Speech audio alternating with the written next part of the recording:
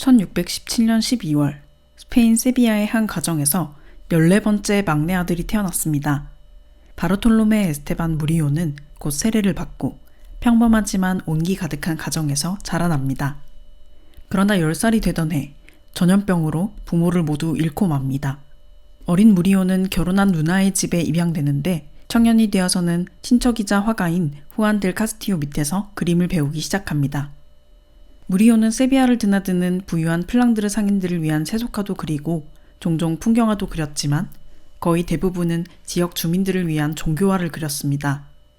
특히 그는 순교나 고난 같은 비극적 주제보다는 성모 마리아와 아기 예수, 성가족, 성 프란치스코 등 온화하고 아름다운 장면을 자주 다뤘습니다. 부드러운 색감, 균형 잡힌 구도, 감성적이면서도 평온한 분위기.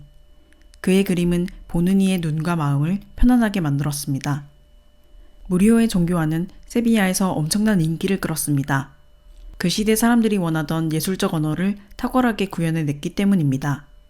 당시 유럽 사람들은 비극적이고 과장된 바로크 양식에 조금씩 피로감을 느끼고 있었고 보다 부드럽고 따뜻한 종교화를 원하고 있었습니다. 안달루시아 지역 가톨릭의 특성도 이 인기의 중요한 배경이 됩니다. 무슬림 통치를 극복하고 가톨릭 정체성을 강화하던 안달루시아에서는 유럽의 다른 지역들보다 더 감각적이고 드라마틱한 종교적 실천을 중시했습니다. 신비 체험이나 내면적 회개의 감성적인 표현도 적극적으로 수용되었습니다. 이들에게 부드럽고 따뜻하면서도 감정적인 호소감이 있는 무리오의 그림은 말 그대로 취향 저격이었습니다. 그의 그림은 세비야의 주요 교회와 수도원, 그리고 도시의 부유한 저택들의 벽에 걸리게 됩니다. 무리오는 어떤 사람이었을까요? 당대의 화가들의 전기를 쓴 안토니오 팔로미노는 무리오에 대해서 뛰어난 예술적 재능뿐 아니라 친절하고 겸손하며 소박한 성품을 지닌 하늘의 은총을 받은 사람이라 기록하고 있습니다.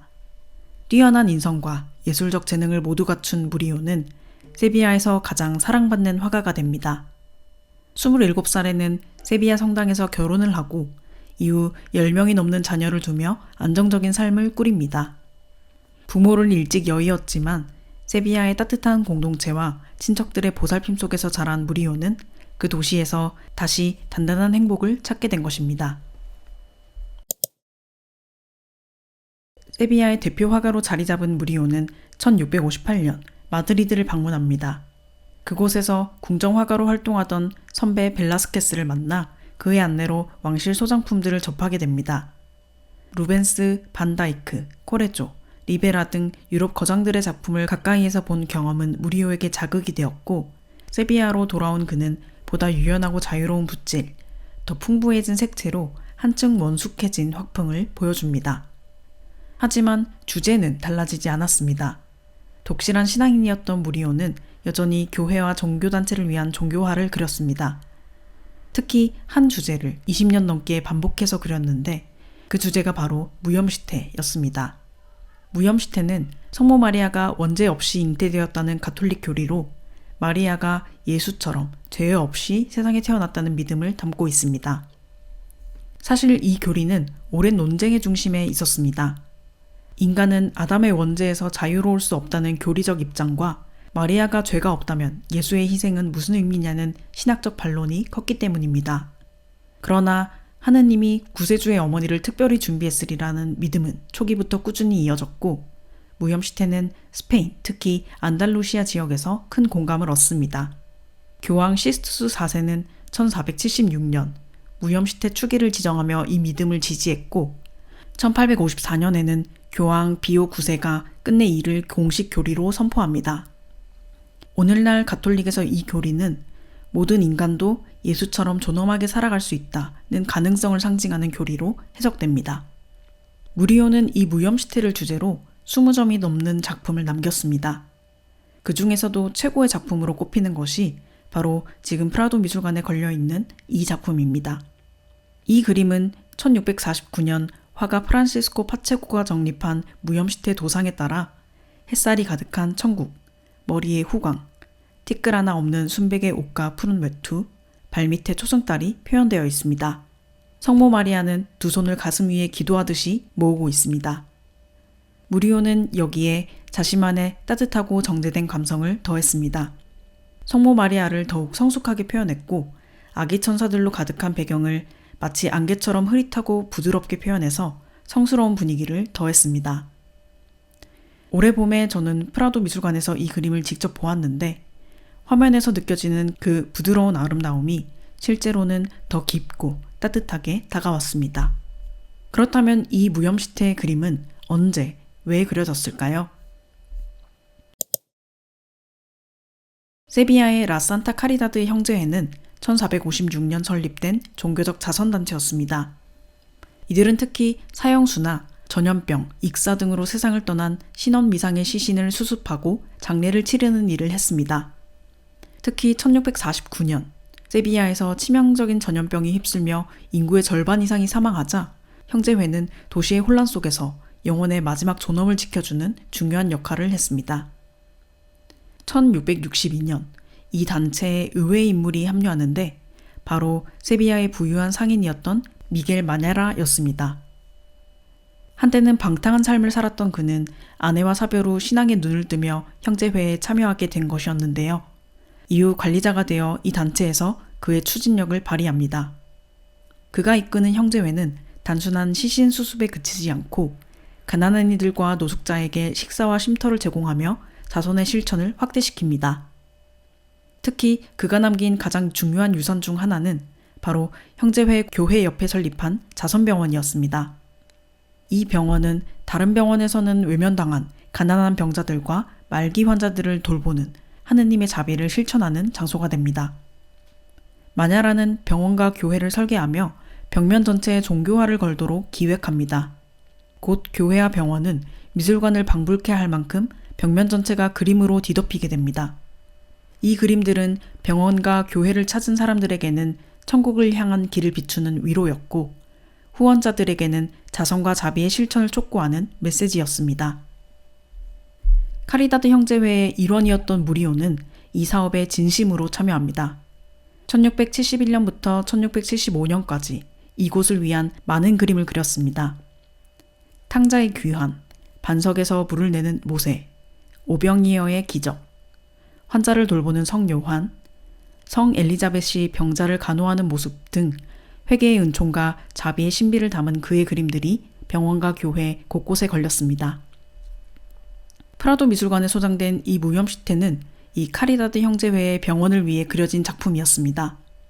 작품의 정식 명칭 무염시태, 로스 베네라블레스의 성모, 여기서 로스 베네라블레스는 바로 이 병원의 이름에서 따온 것입니다.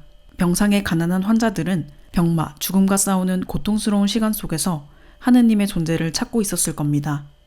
그들은 무리오가 그린 순백의 마리아를 마주하며 부드럽고 따뜻한 위로를 느꼈습니다. 하느님의 존재를 느끼고 그 뜻을 받아들이는 성모 마리아와 공명하며 위안을 얻었습니다. 그렇다면 무리오의 이 무염시태는 왜 지금 세비야의 라산타 카리다드 병원이 아닌 마드리드의 프라도 미술관에 있을까요? 사실 이 그림은 유럽의 혼란스러운 역사 속에서 많은 우여곡절을 겪었습니다. 1810년 스페인은 나폴레옹 전쟁, 즉 스페인 독립전쟁을 겪으며 혼란에 빠져 있었습니다. 프랑스군이 점령한 상황에서 스페인 정부는 종교기관의 재산을 국가 소유로 몰수하기 시작합니다.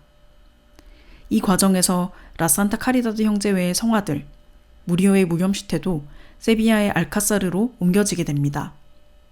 이 그림들은 왕실 또는 프라도 미술관 소장품이 되기 위해 그곳에서 대기하는 신세가 됩니다.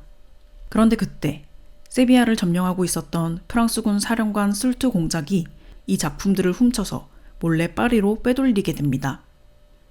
파리로 옮겨진 이후 이 그림들은 런던 내셔널 갤러리, 워싱턴 내셔널 갤러리, 캐나다의 미술관 등으로 팔려나가면서 결국 세계 곳곳으로 흩어지게 됩니다.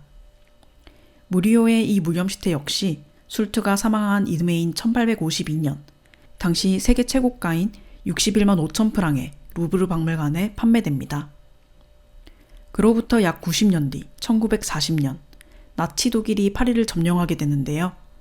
당시 루브르 박물관은 수많은 예술품을 나무 상자에 담아 교회로 대피시키며 나치의 약탈로부터 보호했습니다. 그러나 무리오의 이 무염시태는 이송 대상에 포함되지 못하고 파리 안에 남겨졌고 결국 나치의 손에 들어가고 말았습니다. 그런데 이듬해인 1941년 나치는 이 작품을 프랑코 정권의 스페인 정부에 교환 형식으로 넘겼고 그림은 우여곡절 끝에 스페인으로 되돌아오게 됩니다. 그렇게 무리오의 무협 시태는 130여 년 만에 프라도 미술관을 통해 스페인 땅을 다시 밟게 됩니다. 고국으로 돌아오긴 했지만 그림은 끝내 원래의 자리, 세비야의 라산타 카리다드 병원으로 돌아가지는 못했습니다. 현재까지도 카리다드 형제회는 잃어버린 그림들을 되찾기 위한 노력을 이어가고 있는데요. 일부 작품은 스페인 정부의 지원으로 되돌아왔지만 무리오의 걸작들이 걸려있던 벽은 대부분 복제품으로 채워져 있습니다. 아마 무리오가 살아있었다면 프라도의 무염시태가 형제회의 병원으로 돌아가기를 원했을 겁니다. 박물관의 깨끗한 벽에 걸려 아름다운 걸작으로 남기보다는 세비야의 어두운 병실을 밝히는 위로의 빛으로 남기를 바랐을 겁니다. 무리오는 마드리드를 잠깐씩 방문한 것을 제외하면 평생 세비야를 떠나지 않았습니다. 한때 카를로스 2세가 무리오에게 마드리드 궁정화가로 일할 기회를 제안했다는 이야기도 있지만 그는 끝내 고향에 남았습니다. 평생 세비야의 교회, 수도원, 가정들을 위한 그림을 그렸고 말년에는 세비야 예술 아카데미를 설립해 초대 회장을 지내기도 했습니다. 무리오는 65세에 교회 재단화를 작업하던 중 사고로 추락해 크게 다쳤고 몇 달 뒤 세상을 떠나게 됩니다. 그의 유해는 세비야 산타크루즈 교회에 안장되었지만 1811년 나폴레옹 전쟁으로 교회가 파괴되면서 유해는 유실되고 맙니다. 사후 2세기 동안 무리오는 스페인 최고의 바로크 화가로 칭송받았지만 19세기 후반부터는 미술계의 유행이 바뀌면서 그의 그림들은 지나치게 감상적이고 키치하다고 저평가받게 됩니다. 특히 후배의 모더니스트들은 무리오의 진득한 감성보다는 벨라스케스나 고야의 날카로운 생생함을 선호했습니다. 그러나 21세기에 들어서서 그의 감성적이고 따뜻한 그림들이 다시 조용히 재조명되기 시작했습니다. 감성적이라는 이유로 폄하하기에는 그의 작품에는 시대를 초월하는 깊이와 품격이 있었기 때문입니다. 팬데믹과 전쟁, 자연재해가 반복되는 고통의 시대에서 어쩌면 현대인들도 벨라스케스의 냉철함보다는 무리오의 따뜻한 위로를 더 필요로 하는지도 모르겠습니다. 2018년 스페인은 무리오 탄생 400주년을 맞아 대대적인 기념 행사를 열었습니다. 특히 세비야는 무리오의 해를 선포하고 나폴레옹 전쟁 당시 전 세계로 흩어진 작품들을 도시에 다시 모으게 됩니다. 세비야 미술관은 카푸친 수도회가 의뢰했던 재단화의 파편들을 복원해 전시했고 세비야 대성당, 에스파시오 산타클라라 등 도시 곳곳에서 무리오를 기리는 전시가 열렸습니다. 지금 세비야에 가면 대성당 그리고 세비야 미술관 앞 광장에서 무리오를 기리는 기념비를 볼 수 있습니다. 뿐만 아니라 도시 곳곳에서 무리오의 이름을 딴 정원, 거리, 호텔, 카페를 찾을 수 있습니다. 무리오에 대한 세상의 평가가 엇갈리는 중에도 세비야는 무리오를 한 번도 잊은 적이 없었습니다. 세비야가 품었던 14번째 고아, 도시에 평생 머물며 시민들에게 위안을 주는 따뜻한 종교화를 그렸던 온화한 마음을 지닌 화가. 세비야는 여전히 무리오를 기억하고 있습니다. 올해의 마지막 영상으로 따뜻한 연말에 어울리는 무리오의 그림을 함께 들여다봤습니다. 올해 많은 분들이 제 영상을 봐주셔서 참 감사했습니다. 이 영상을 보고 계시는 당신을 만나게 된 것이 저에게 얼마나 큰 행운인지요. 2026년에도 꾸준히 그림 깊이 들여다보는 컨텐츠로 찾아뵙겠습니다.